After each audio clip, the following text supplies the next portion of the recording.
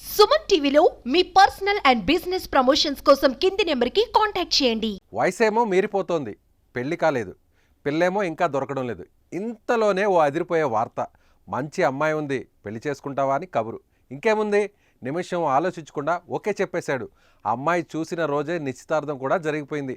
Cut చేస్తే సినిమాకు మించిన ట్విస్ట్. ఏం జరిగిందో మీరే చూడండి.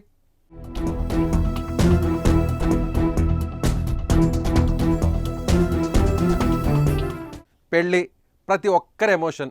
జీవితంలో సరైన సమయంలో పెళ్లి చేసుకోవాలని అంతా భావిస్తారు. కానీ అలా జరగకపోతే పడే మనోవేదన మాత్రం అంతా ఇంత కాదు. కొందరు వివిధ రకాల కారణాలతో లేటు వయసులో పెళ్లికి సిద్ధమవుతారు. అలాంటి వారిలో ఒకరు కాకినాడకు చెందిన టి కృష్ణమోహన్. సరైన సమయంలో వివాహం చేసుకొని ఆయన లేటు వయసులో పెళ్లికి సిద్ధమయ్యాడు. తోడు కావాలని కోరుకున్నాడు.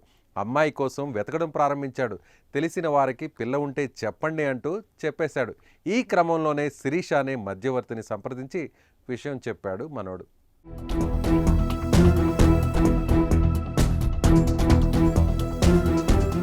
కొన్ని రోజులకు కృష్ణమోహన్కు శిరీష ఓ అందమైన అమ్మాయిని చూపించింది. రాజమండ్రి శివారు ప్రాంతంలో ఉన్న నామవరం గ్రామానికి తీసుకెళ్లి నీరజను పెళ్లి కుమార్తెగా చూపించింది. నీరజను చూసిన అతడు పెళ్లికి ఓకే చెప్పేశాడు.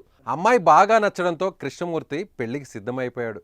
అయితే పెళ్లి కుమార్తె తరపున వారు కూడా ఇక ఏమాత్రం ఆలోచించకుండా అదే రోజు నిశ్చితార్థం చేయడానికి సిద్ధమైపోయారు.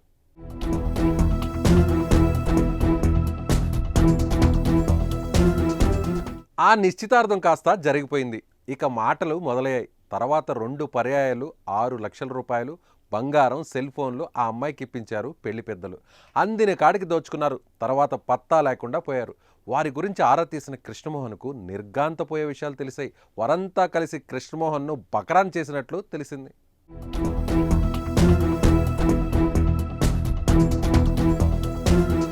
సినిమా పేరేమో పెళ్ళి. స్క్రీన్ ప్లే, స్క్రిప్ట్, దర్శకత్వం అంతా మధ్యవర్తిగా ఉన్న శిరీషానే.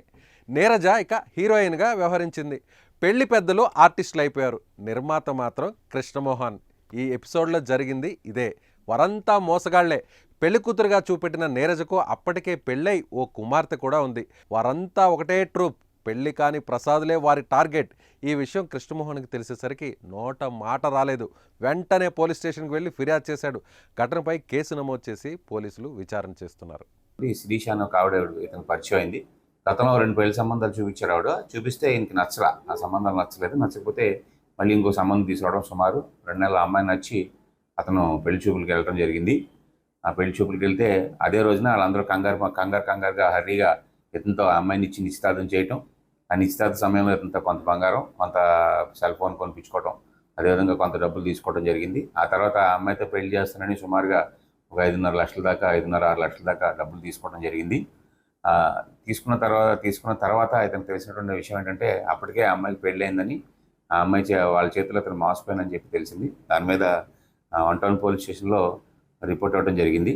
విచారణలో భాగంగా ఎవరైతే ఆడవాళ్ళు ఉన్నారో ఈ ఆడవాళ్ళందరూ వారి పాత్ర ఏంటి, వారి ఇదేంటి, ఎందుకు ఇతను మోసం చేశారని తేల్చాల్సి ఉంది. తదుపరి విషయాలు విచారణ అనంతరం తమకు తెలియపరుస్తాం. మ్యాట్రిమోనీ సైట్లు, డేటింగ్ యాప్ల్లో నకిలీ ఐడీలతో ఎంతోమంది పెళ్లి కాని ప్రసాదులను నిత్య పెళ్లి కూతుర్లు మోసం చేస్తున్న ఘటనలు ఒకవైపు ఆందోళన కలిగిస్తుంటే, మరోవైపు ఇలా అందరూ కలిసి సినిమా స్టోరీకి మించిపోయిన రీతిలో ఓ వ్యక్తిని మోసం చేయడం కాకినాడలో చర్చనీయాంశమైంది. దీనిపై మీరేమంటారో ఓ కామెంట్ చేయండి.